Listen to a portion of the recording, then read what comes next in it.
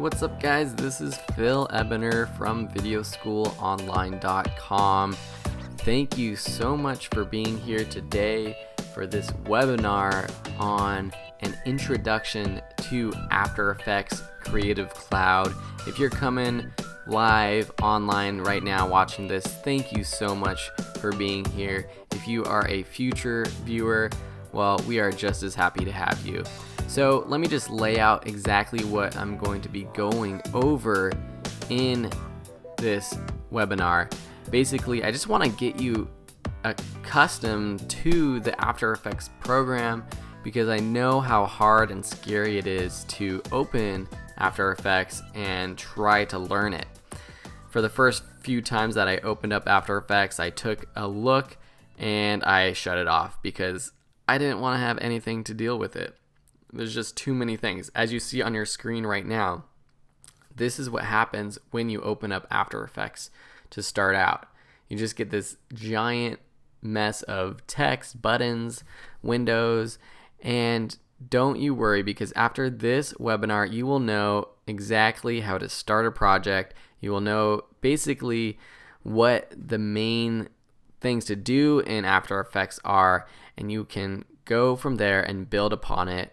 And of course, there's lots more tutorials. I will say it up front that if you visit videoschoolonline.com/After Effects webinar, you will get a 10% discount off the After Effects Complete course, which is a great addition to this webinar.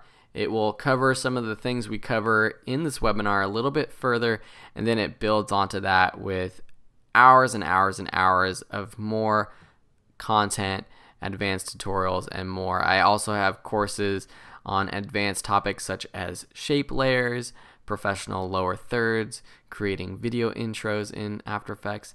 And you can also find lots of other great free tutorials on the Video School Online YouTube page, which you can find at youtube.com/videoschoolonline. But primarily, I want this webinar to be your starting point, your launching point into a great career or whatever you want to do with it. But I want you to be comfortable in After Effects and excited to use it to make some cool motion graphics. So let's get straight into this. I'm going to try to keep this under an hour long. And yeah, we're just going to go from here and see as far as I get. Okay, so when you open up After Effects, you will notice this jumble, as I said. There are lots of different windows, and let's just start going through them. Okay, so up here in the top left, you will have your project window.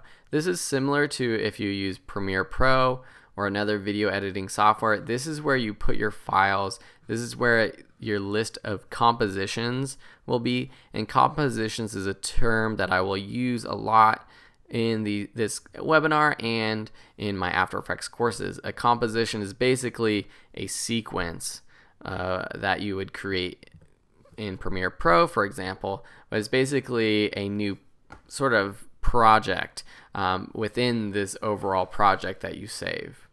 So, and then you can also import, sounds, graphics, pictures, you name it, you can import it.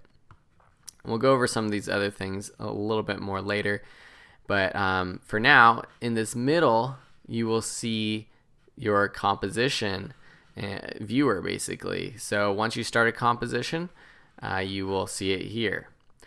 Over on this top right, you will see some information like audio levels, and just like color and positioning and all that kind of stuff. This is very detailed. You won't need to pay attention to this too much. Below that is your preview window, and this has lots of options to play or fast forward or do whatever within your project. Below that is your effects and presets. This is where you will find lots of pre-made effects such as glow or some sort of distortion, lots of sort of text animation effects that are built in. So much going on here, and we're really not going to cover much of this within this webinar, but you can take a peek in there and add those to your projects and to your layers. Behind this is the character panel, and this is like any sort of other Adobe product or video editing software or any program really that has text. You can select fonts, change all the settings here. Down here you have your paragraph settings, and I'm actually going to move this up, and you can move any of these windows around by clicking on the top left and dragging them. If you put them over a window and in the center, the whole thing will light up with purple, and if you do that, it creates another tab in that window. But I want to put it underneath this one, so I'm just going to drag it to the bottom so this bottom sort of trapezoid lights up, and now that creates a new window like that. And I'm actually going to take this character panel and do that as well, and then just drag it up so that I have enough space. So you can fully customize this. If this wasn't what your After Effects looked like when you started, you can go up to Window, Workspace, and then choose Standard. Okay, so then you got another option down here, which is the tracker. That's an advanced tool that helps you track motion. It also can help with stabilization and things like that. We're not going to cover that, so I'm going to exit out of that. Down here at the bottom is your timeline. So this is basically where you will be doing most of your editing, and we'll go over a lot of these other things once we add some layers and graphics and things into this actual timeline. Behind that is the render queue. This is your sort of export queue. When you have projects ready to export, they will be taken over to the render queue, and you will start a render from there. Up at the very top, you have your different tools, and we'll go over those right away. But as always, up top, at the very top, you have all your options in your menu, like creating a new project. You can import footage up here. You save your projects. And for now, that's pretty much all I do. You can change your project settings, but you should just kind of leave these be unless there's something that you really need to change, but that's more advanced. Under edit, there's lots of other things, but I'm going to show you how to do a lot of these things with keyboard shortcuts.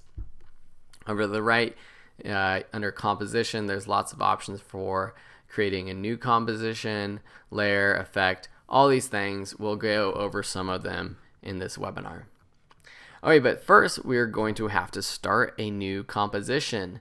And so that's basically creating a new sequence. There's a few different ways to do it.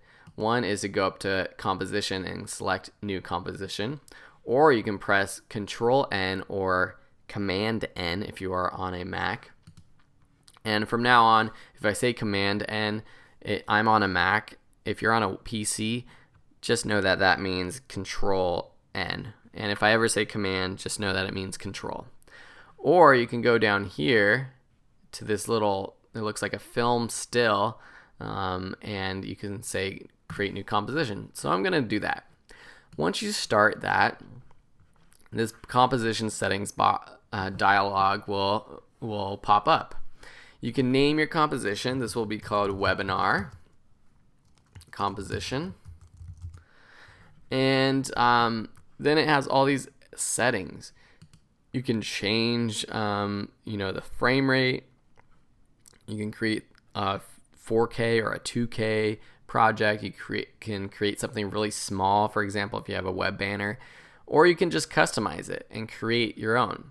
But I'm just going to leave it. Well, actually, you know what I'm going to do? I'm going to create a 1280 by 720 composition. So I can just go down to something like HDTV 720. Then I like my frame rate to be 2997.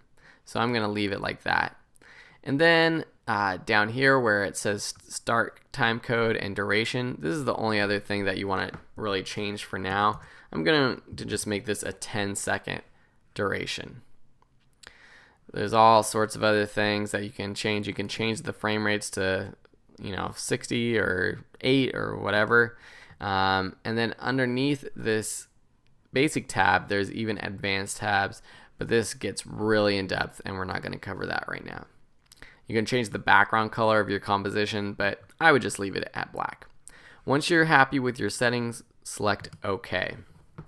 So now you will see we have this black background that is our composition, and down below you'll see sort of a new project. Now it's titled Webinar Composition down here. In our project bin, we have our webinar composition. Okay, so what do you do with this? Well, there's lots of things you can do. And now, because we have a composition, we have all of these tools up here. Basically, After Effects is what I use After Effects a lot for, and what you probably will too, is motion graphics. And motion graphics are basically composed of shapes and maybe writing, but you're basically creating most of your shapes within After Effects. You can import shapes from other programs like Photoshop or Illustrator, and that's something that I'm beginning to do a lot of, creating shapes in Illustrator and bringing them into After Effects. But that's more advanced and you don't need to do that. You can actually create most of the things that you need to create right within After Effects. So you will notice these tools up here, and the ones I want to talk about right now are the shape tool. Right now it's rectangle, but if you hold it down, it pops up with multiple shapes such as rounded rectangle, ellipse, polygon, star tool. So let's go down and select ellipse tool. Okay, so now when I bring my cursor over to my composition, I get this sort of plus symbol for my cursor. And if I click and drag, you can see it creating an ellipse. I'm going to undo that, Command Z, because I want to change the color. Once you have selected the ellipse tool, you'll notice that these fill and stroke colors have been highlighted.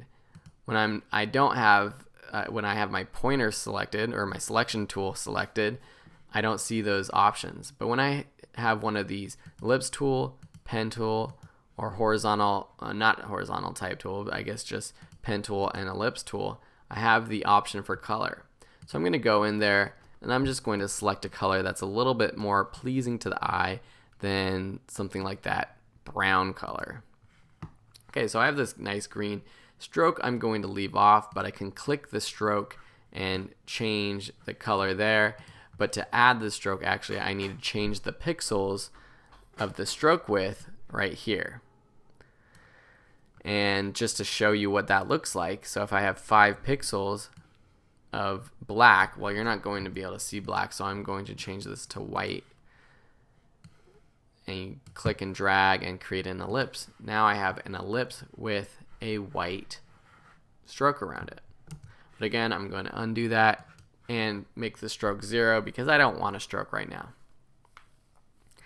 Okay, so now I want to create this circle, but I want to create a perfect circle.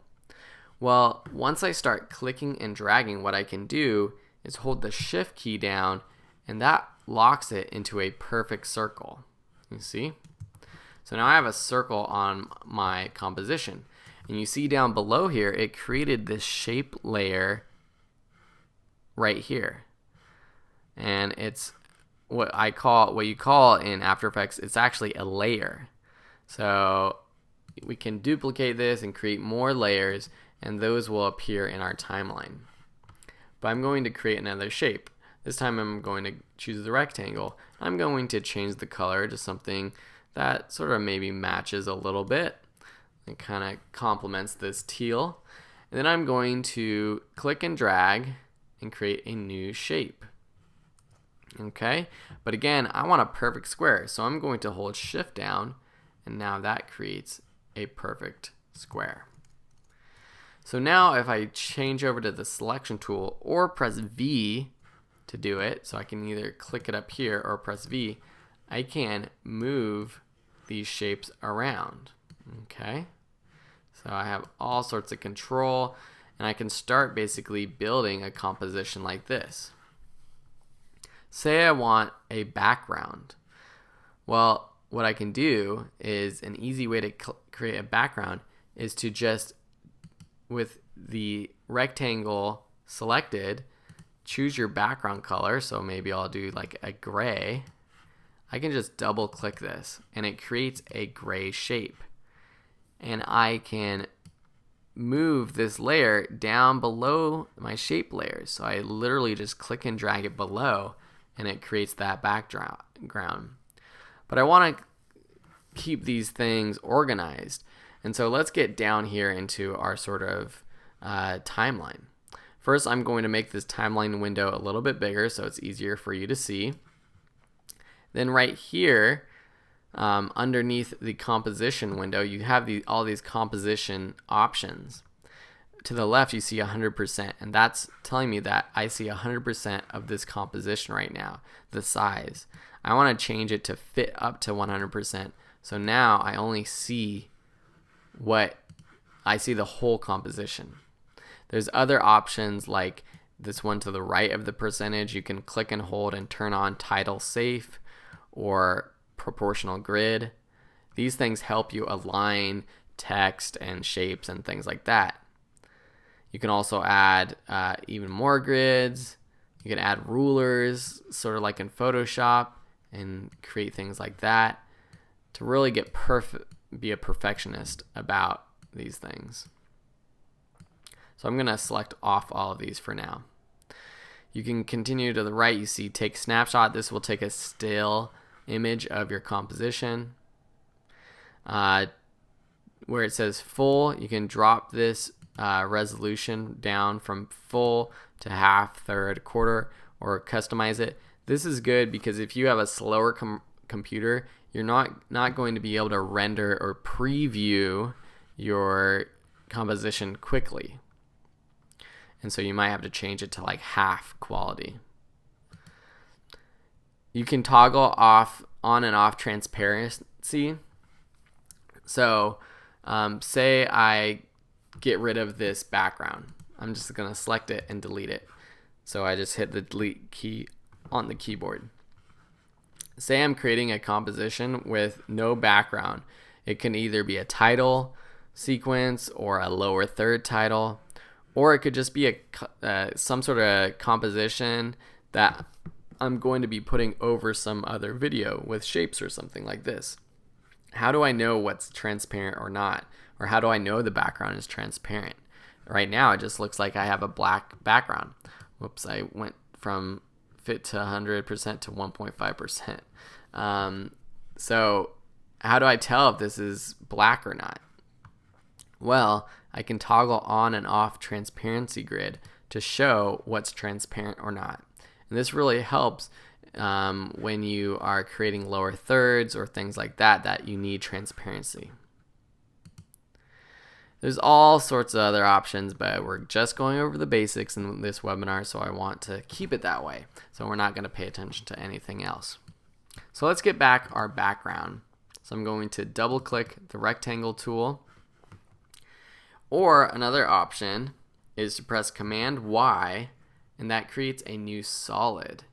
So a solid is similar to a shape, and once I select a color, so let's select something a little bit more vibrant and fun, something like this.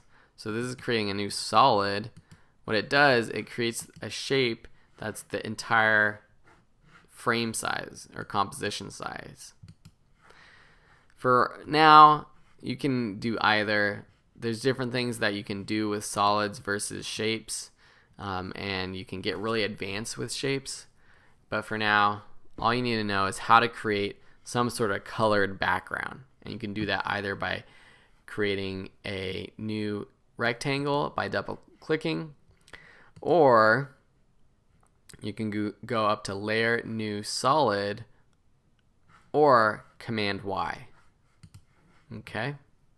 And then to change the color for this background, solid settings, or solid, you have to go up to Solid Settings under Layer, or Shift Command Y. And this brings up this module that you can change the color and everything. for these shapes, you can just change the color by selecting them and changing the color this way. So what I did was selected the layer, went up to the color box up there, and changed it. I'm going to undo that. Okay, but let's get down here into the timeline. Time is going on. It's already been 20 minutes. Wow. So we're just getting into the basics. So down here, like in other editing programs, you will see this eyeball at the very left. This basically turns on or off this layer. This circle solos this layer. So if you have a bunch of layers, sometimes I have compositions with, hundreds of layers, but really, well, I won't get into that, but the less layers you have, the more professional it is. And there's ways to create compositions that are very intricate with lots and lots of layers and shapes and things, but on your timeline, it actually only looks like a few layers. Just keeping your project clean is really important to stay organized. So you can solo it. You can lock layers. So now I can't, whoops, let me get my selection tool. Now I can't move the red layer. But more importantly, or more practically, I would lock this background, this orange solid. So now I can't move it, but I can move all these other layers. This is good. Then you have the layer number. So say I move these layers around, you will see that the layer number stays the same. And then you have your source name or your layer name. And what I want to do now is change the name for some of these. So you can select a layer, press enter on your keyboard, and change it. So I'm going to call this background. Then I'm going to select my teal circle and call this circle. And then I'm going to select my red square and call it square. Okay, so the next over here you have what is known as the shy guy. So what I can do is turn on the shy guy, and this doesn't do anything now, but say I select the shy guy for a particular layer, and then I go up here to the shy guy on off switch. This, as it says, it hides all layers for which the shy switch is set. So why would you use that?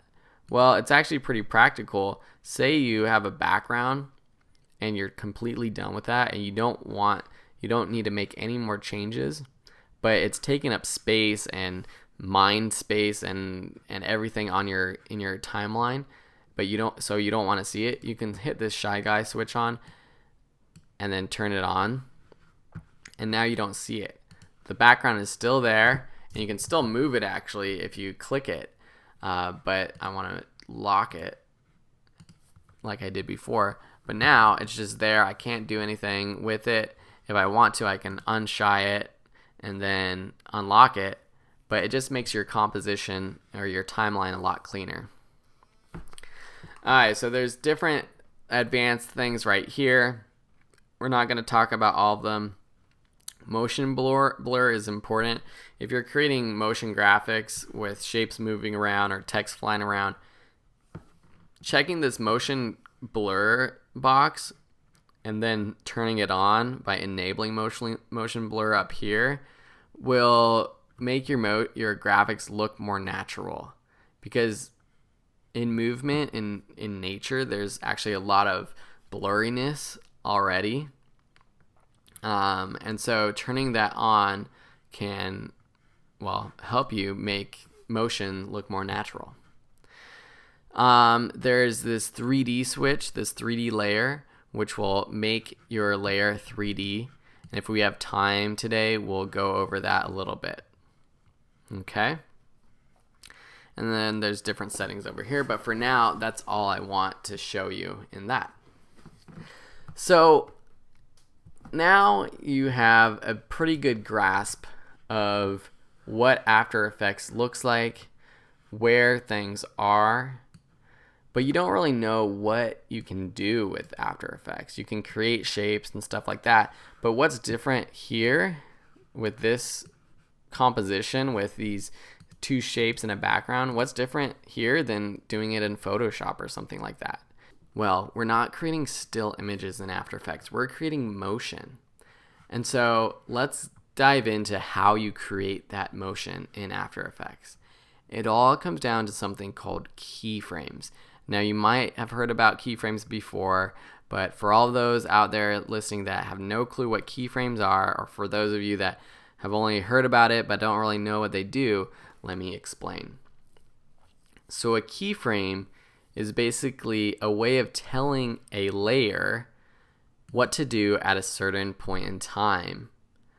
So if you set multiple keyframes, say you set a keyframe for position for where this circle is here, and then at 1 second you tell the circle to be here, and I'm going to turn off this square so we can pay attention to the circle.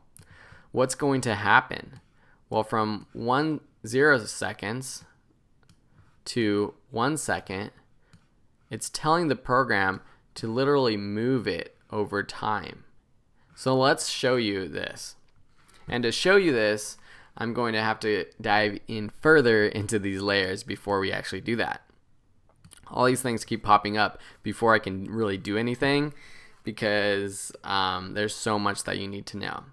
So under each layer, you'll get lots of properties that you can adjust. If you twirl down this triangle, you will see contents for this shape layer, and you will see the ellipse itself. And under ellipse, you can change all sorts of options from the size to the position to the stroke. You can, under here, you can change the fill color and lots more, but let's not pay attention to that contents option right now. Let's pay attention to this transform, because these transform properties are the ones that you will pay most attention to right now when you're starting with After Effects to create animations. You have anchor point, position, scale, rotation, and opacity. So anchor point is where your shape is anchored. So a good way to demonstrate this is actually with rotation. So say our anchor point is at 0.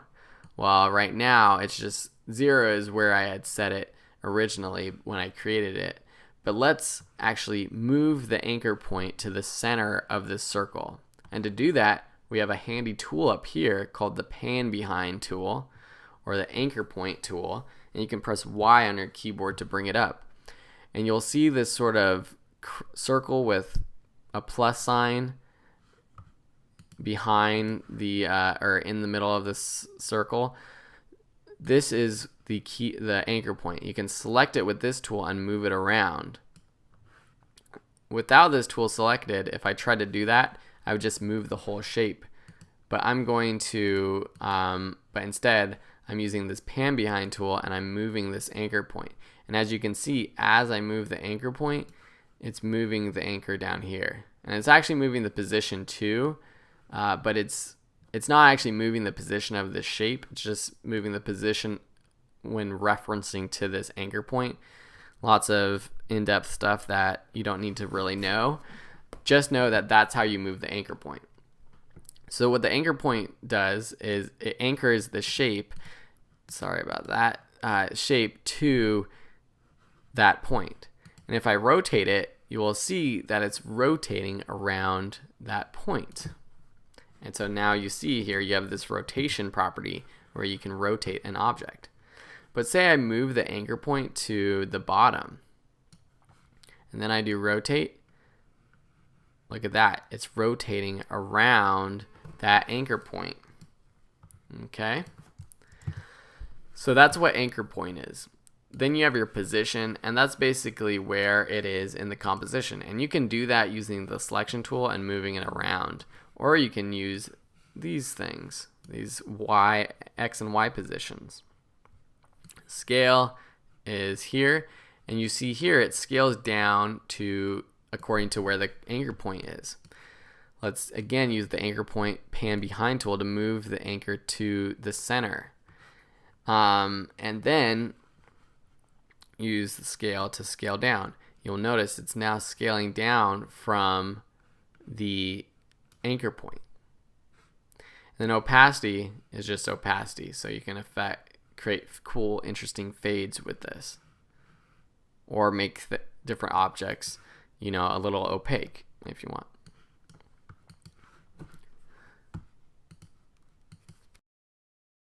So now let's talk about creating keyframes. Keyframes are created using this little stopwatch button to the left of each of these transform properties. So say we want to move this circle from the left side of the screen to the right side of the screen. Well, I'm going to use the selection tool and do that. So I'm going to set a keyframe there. So hit that stopwatch, and you will see that now it created this yellow diamond right here. That's what a keyframe looks like. And then I'm going to move the marker, the current time indicator, to 1 second. And I'm going to literally move this shape to the right. I want it to be perfectly on a horizontal plane, so I'm going to hold shift down while I move it to the right, and now you see it creates this sort of string between the original point and the new point, and it's perfectly straight. If I didn't hold down shift, it would move up and down. Another way to do this, I'm going to undo that, is just to change this property, the X property, using these numbers. Or I can just click and type in a number, something like that. Okay, so now there is a new keyframe created. It created a new keyframe automatically without having to hit this stopwatch because there was a keyframe at 0 seconds and then I moved it. Well, it's telling the program that there needs to be a new keyframe at this new point in time. So if I take the current time indicator and move backwards, you will see our sphere moving in time. Pretty cool, huh? And you'll see you can preview this by a few different ways. You can do it up here with this preview window, pressing play. Or you can press, if you have a keyboard that has a number pad on the right side of, that you would do calculations with, if you press the 0 on that number pad, it plays it. Pressing the space bar doesn't necessarily play it. It's not a full RAM preview. So what I did right here, this work area, this is a little bar at the top of your timeline that you can choose to use just to preview a certain part of your composition. So say I want to just preview this first second rather than the whole thing. I just drag that down to about 1 second, and now I just press the 0 button, and it will continuously play this little animation. If I had it at full 10 seconds, it would play the whole thing, and I would have to wait until it's done for it to replay. Or I can click here and press 0 again. But it's a lot easier to just move this workspace, the work area, to wherever you're doing your animations. Okay? So you'll also notice that with motion blur, it looks better. If I turn off motion blur, well, it's going too slow to really notice motion blur or not. But what I can do is speed it up. How would I speed it up? Well, I would just move the second keyframe closer, because now there's less time between the first keyframe and the second keyframe. And what I'll do is select both of these keyframes by clicking and dragging over both of them, clicking one of them and dragging them to the right, so the animation starts a little bit later. So now we can really see it's from a stop position to its animation. So I'm just going to press 0. So that's the motion. If I uncheck motion blur, see it's got a little bit more stutter. It might be a little hard to see in the webinar because the quality might not be too great, but with motion blur selected, it's a little bit more natural. You can see if I put the indicator in between the animation and turn off and on, it's got this blurriness. Sometimes you might want that sort of non-blurriness. It really depends on what you're doing. Okay, so we just created a position animation. How cool is that? You guys should be proud.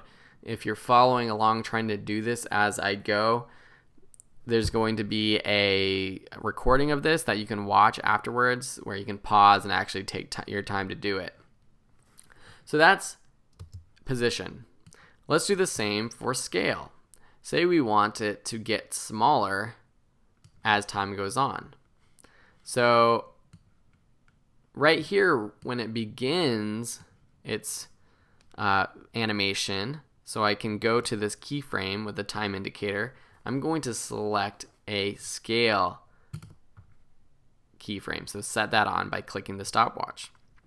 I want to go to this next keyframe. I can either just take the time indicator and move it that way, or I can press L, nope, not L, K on my keyboard and go to this next keyframe. Toggling between J and K will go between all the keyframes. So say I had a string of keyframes, continuously clicking K would go to the next one. I want to actually zoom in on this timeline so you can see it. Down here at the bottom, you can zoom in by dragging this little option down here. Or up here, this little bar that looks like the work area bar, but that's skinnier above the time of the composition, I can drag that in. So now I'm really zoomed in to my little work area. Okay, so now I press K to go exactly where this keyframe is, and I decrease the size to something like 70. So see, now it's decreasing size as it moves. Pretty cool, huh? Say I want to create a fade. So to get back all my all of my transform properties, if you ever lose them, you can just unclick this twirl down triangle and then do it again. So at this keyframe, I want the opacity to be 100, so I'm going to set an opacity keyframe at 100% there. Then I'm going to go back in time to the start of the composition, click the 100% and type in 0. So now it's going to fade on before it starts moving. What if I want to fade off? Well, I can either what I can do is there's two ways to set another keyframe at 100%. I can't set a keyframe by clicking the stopwatch again because that clears all the keyframes. Once you've enabled keyframes and by clicking the stopwatch for the first time, the second time you click the stopwatch, it gets rid of all the keyframes, so I'm going to undo that. What you can do over on the left now is this option where it shows if there's a keyframe or not. Add or remove keyframe at current time. There's not a keyframe, it's not filled in, I can click it. If I click it again, it gets rid of it. You'll see here for the position scale, there's keyframes right there. I'm going to undo that. Then I'm going to go forward in time and drop the opacity to 0 by just clicking and dragging. So I could either click and type in 0, or I can click and drag to the right or left. So now we have this animation of this ball moving like so, shrinking and fading off. Say I want this to happen a little bit later in this sort of composition. What I can do is just click and select this circle layer and drag it to the right. And now it's later. Now I'm going to extend the work area a bit so I can preview this entire animation. And now you can see how that would work. Okay, so let's bring up our square. So what sort of animation can we do with the square? Well, first I'm going to uncheck the circle so I don't see it. And then I'm actually going to select the shy guy so it disappears.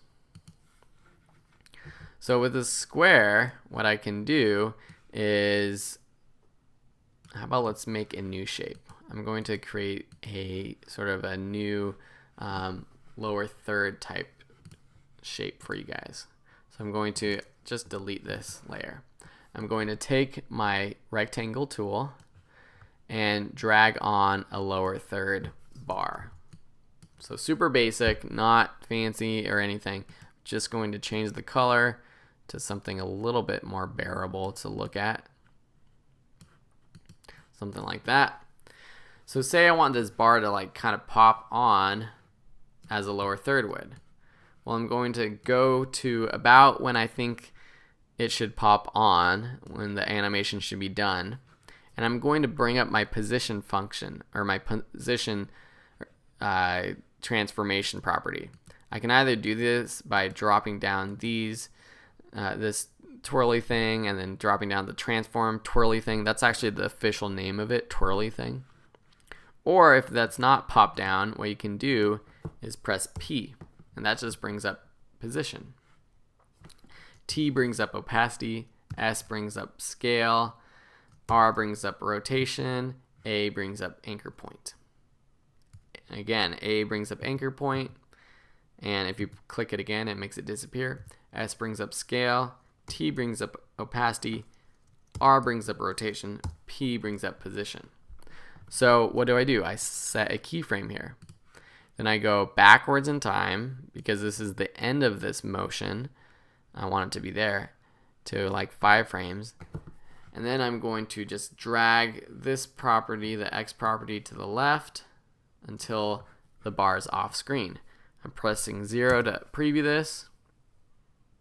Now it's on. I'm going to add motion blur by just checking the motion blur tab. Makes it look a little bit more natural.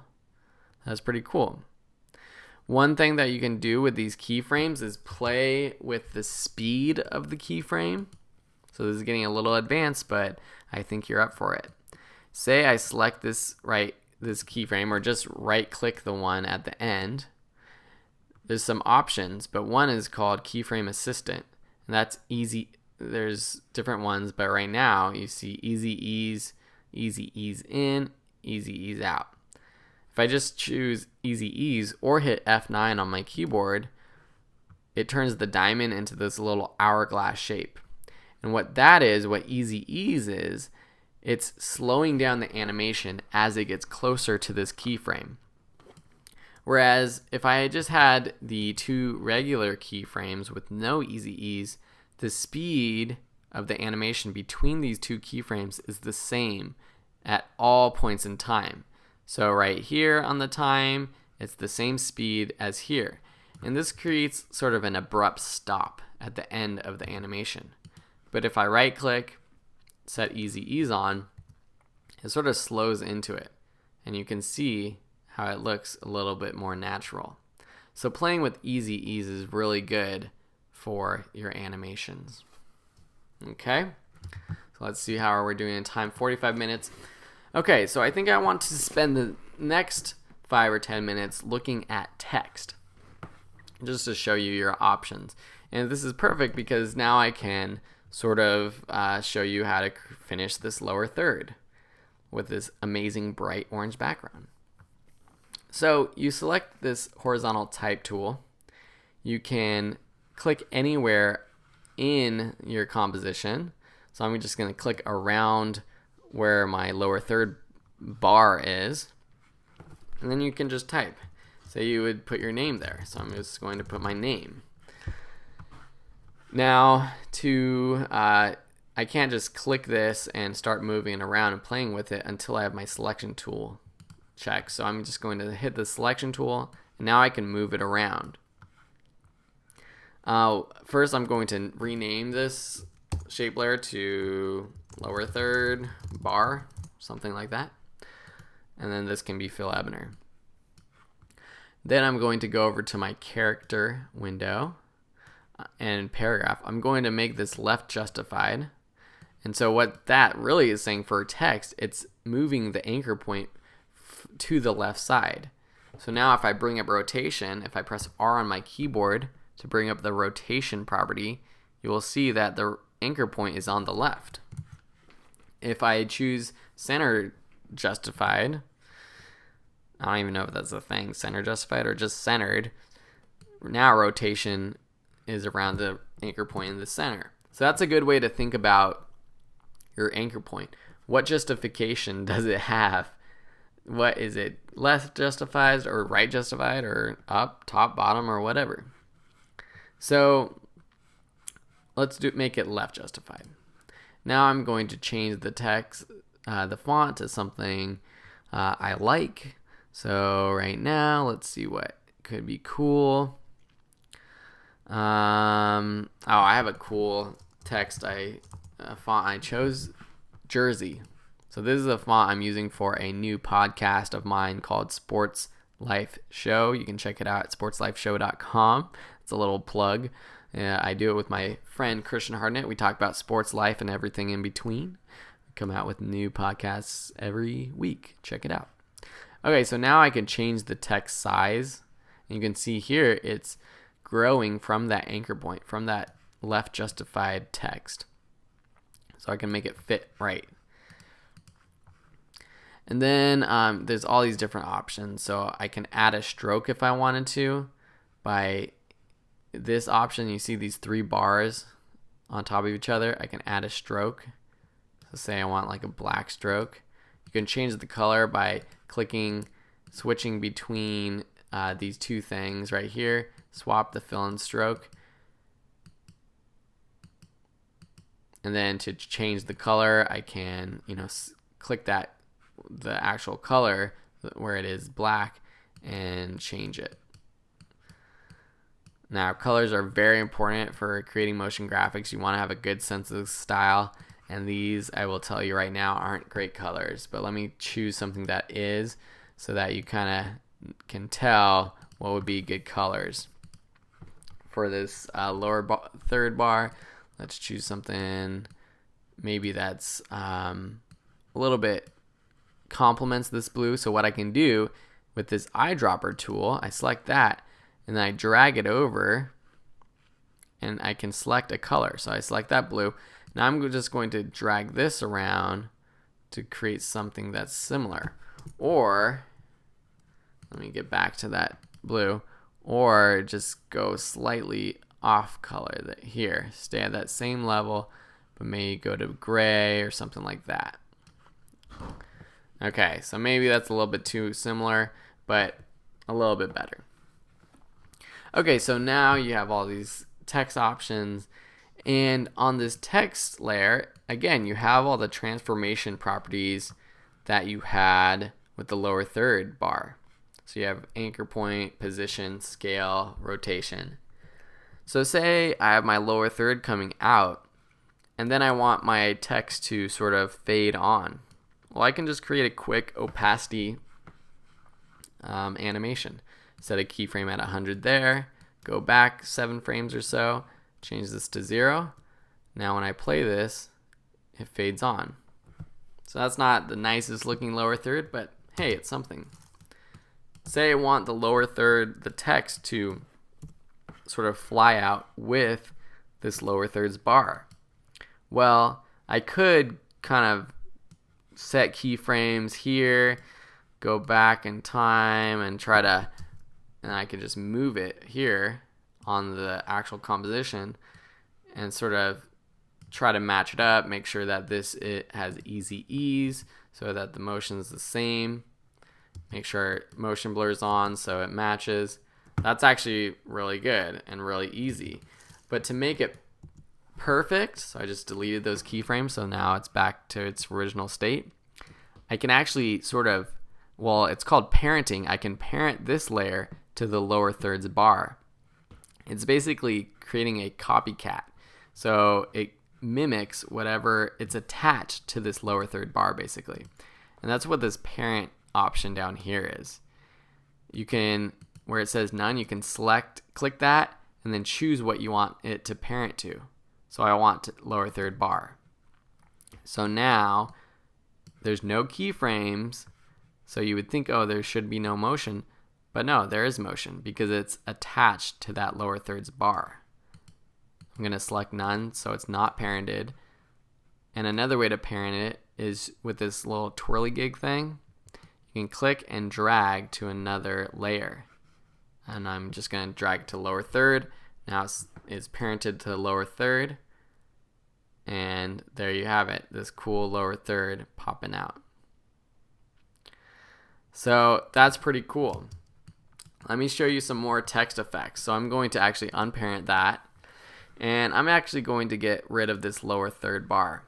And then I'm just going to center this text. And the way I can do that, easily center things, go up to Window, turn on your Align window. That pops up as a new sort of option here. Since we're not using this info or audio, or really the preview, I'm just going to get rid of those. And then I'm going to add a line below paragraph. Make sure I can see them. So now I can align layers to be perfectly centered. So I selected the horizontal center alignment and then the vertical center alignment. I can change it to the right or left, top, bottom, you name it. But I want it centered, and that's an easy way to center it. Then I'm also going to center the anchor point or the center of the text. But that moved it, so I'm going to again hit center, horizontal center alignment. So now this text is perfectly in the center. I'm going to get rid of the stroke.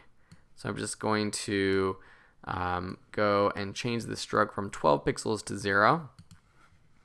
I'm going to change the text color to some sort of like dark gray. Then I'm going to increase the text so that size so you can see it. Then I'm going to go into my effects and presets panel. Just to kind of give you a little glimpse of all the things that you can do here. Well, there is a specific text thing, but that's not where you go. That's where you think you would go. Under animation presets, there's another text effects folder, and that's underneath there are all these sorts of text effects, including animating in and animating out effects. What you can do is just select one of these, random fade up, drag it onto your composite or onto your layer, and then you can play it or you can scrub through it with your timer. You'll see it sort of randomly fade up. So I'm going to zoom out of this a little bit, extend my preview, and then play it or preview it by pressing 0 on my keyboard. So that's pretty cool. If you did an effect that you don't like, you can undo it by pressing Command Z, and I suggest doing that to get rid of it, because sometimes effects don't pop up in your effects control window over here, which I didn't mention before, but let me show you an effect that would pop up there. Say I have, let's see, what stylize. Let's do a glow. So I drag this glow down here onto my text. Now there's glow that pops up in my effects control. All these different effects have so many different types of controls over here. You really have to play with them, but let's just see what some of these can do. You can see this glow radius, changing how big the glow is.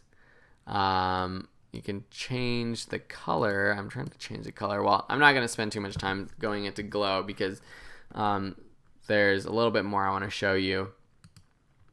Under the animation presets and text, under 3D text, there's some really cool sort of effects to introduce text. So here you get sort of some kinetic typography effects. Undo that. Let's do 3D spiral, rotate in by line. So this is kind of cool. Something like that. And then once you add this effect, you can also see it down underneath this text option. So underneath your text, if you twirl down the text, you have this animator 1 that was added, and then this more options that was added. This can kind of change some of the properties of this effect. So for example, if I change this position by just clicking and dragging, it starts the text off the page. Before, it was starting on. You see how the Ebiner was in the background right there? I don't want it to start like that, for example. I want it to be off the screen right here. So I just change this position to move it up where it's off the screen, or move it right to where it's off the screen. So something like that. And then you can change the speed. To do that, you have to change the keyframes for this effect. And to bring up the keyframes, if you can't find the keyframes, they're actually under this range selector. But to quickly find that, if say you don't have this text popped up or whatever, you can press U, and that brings up the keyframes here. Then you can just take this second keyframe, drag it in, and that speeds up this animation. So that's pretty cool. So, how are you guys doing? Are you feeling a little bit overwhelmed? Are you feeling unsure of yourself? It's been 57 minutes and I've covered so much. But first, the last thing I want to do is cover how you export a project in After Effects. So say this is your intro for your Halloween name title thing. You want to go up to Composition, Add to Render Queue. So now, as I mentioned before, it pops up into that render queue, and this is where you change the settings. You change the output module. This is the actual settings of what you're exporting to. You can drop down this menu, this little arrow, and this has some preset options, or you can just click where it says lossless, and this brings up all your options. So you can change from QuickTime, under format options, you can click that, change to whatever you want. So like H.264, quality 100%, select OK. You can change video output to RGB, just the alpha channel or whatever. You can crop it. You can do it with audio if you have audio, all sorts of options. And then where it says output to, you can specify where you want it to output to. So say we save it to my desktop. To export, you hit this render. So now it renders.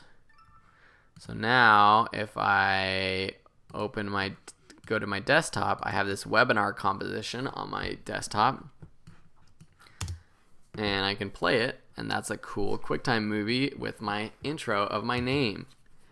So that's pretty cool. So now you know how to do a cool Halloween intro to your name. So there's so much more that you can do with this.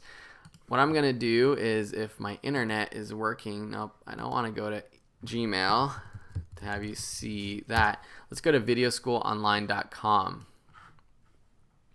This is where you will find lots more tips and tricks from me. You can check out my blog. You could see my courses, lots more videos. And if you click this After Effects, this takes you to the After Effects Udemy page. It's already logged in, so you won't see it like this. But it goes to this page where I have over 73 lessons right now. And 62 reviews, 5-star rating. There's hours upon hours of materials. There's discussion boards that people are consistently posting in. So what I will do, so let's see it if you aren't logged into Udemy. what I'll do is create a coupon code for this webinar. So if you go to videoschoolonline.com/After Effects webinar, it will take you to the After Effects page, but it will already have a 10% discount for this price.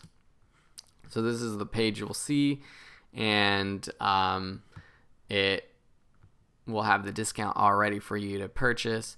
And you can see all the other things that you will learn in this course. You can read other ratings. There's actually 119 5-star ratings, 62 of them left text, written ratings, so you can see those there. And really see if you want to go a little bit deeper into After Effects. If you're more interested in other courses on Udemy, you can check out my profile by clicking my name, and that takes you to this page. I have my Advanced Shapes course. I have some other After Effects courses like how to create your own video intro. This is the main After Effects Complete course. Amazing lower thirds, and all sorts of other courses that you want. 40,000 students and counting, as you can see. So lots of happy students taking classes from Video School Online. Okay, I'm going to end it there. Thank you so much for joining me today. I really, really appreciate it. I hope that you've learned a lot. And please enroll in the After Effects course. There's a 30-day money back guarantee. So if you don't like it, if you want your money back, you can even take the course. After 15 days, if you've learned a lot, you can get your money back and you basically take it for free. I would appreciate you not doing that, but the money back guarantee is there for you just in case it's something that you end up not wanting or something that you couldn't pay for. But again, go to videoschoolonline.com/After Effects webinar to get that 10% discount while it lasts. I'm only going to create 100 coupons for that deal, so the 100 first people will get that. As soon as that runs out, there is no more deal. So go ahead, hurry up and try to get into the course while that lasts. I promise that it won't last long, but I hope this webinar has been helpful for you. So anyways, I will stop blabbing. Enjoy the rest of your day, and we will see you in the course, I'm sure. Bye.